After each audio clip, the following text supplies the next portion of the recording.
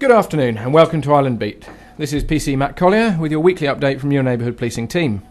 We've got several items for update this week. We've had a Magistrates court sitting on the islands on Friday the 5th of February. After the cases, I was speaking to the legal advisor to the Magistrates and he was commenting how much he likes coming over to the islands, both from a personal and professional perspective.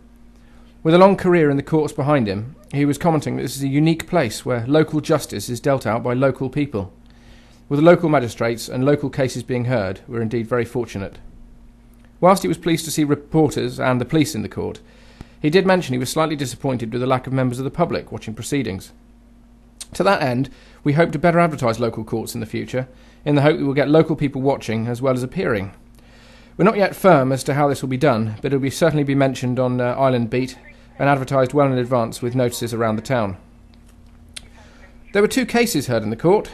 A community order that had been imposed on a Christine Bray. This was cancelled as she's unable to carry out the work due to very poor physical health. The magistrates imposed a conditional discharge as an alternative to the unpaid work requirement. The second case was one brought by the local police.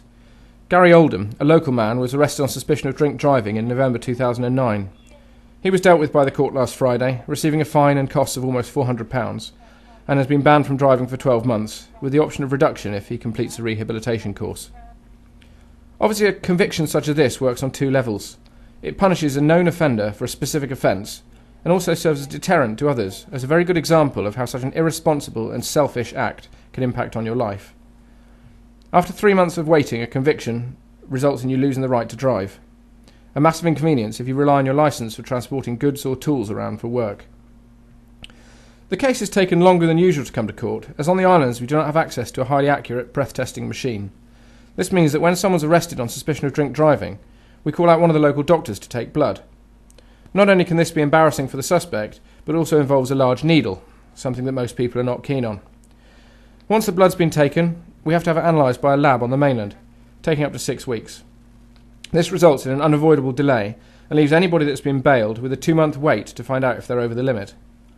Anyone that I've spoken to that has been in this situation says that waiting for the result makes for a particularly unpleasant and unsettled 2 months. As I said before, there's no excuse for drink driving on islands as small as these. Other than that, it's a singularly selfish act that can have massive implications when an innocent person is the victim of the driver's ignorance and self-centred behaviour. My wife and I have some friends on the mainland who've just lost their 11-year-old son in exactly these circumstances, so from a personal perspective it's a subject particularly close to my heart. We've had reports from the primary school base that children's bikes are being interfered with when they're left in the shed at the school. This is not simply the bikes being moved, the brakes and other mechanical parts are being loosened, leaving a potentially lethal situation.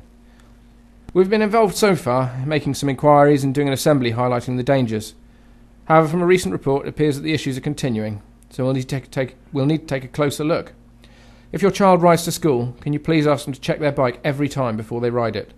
As it's underlined at the school, bikes in the sheds are left at the owner's risk, but please be assured we're taking action to attempt to establish who's responsible, as this type of interference is totally unacceptable.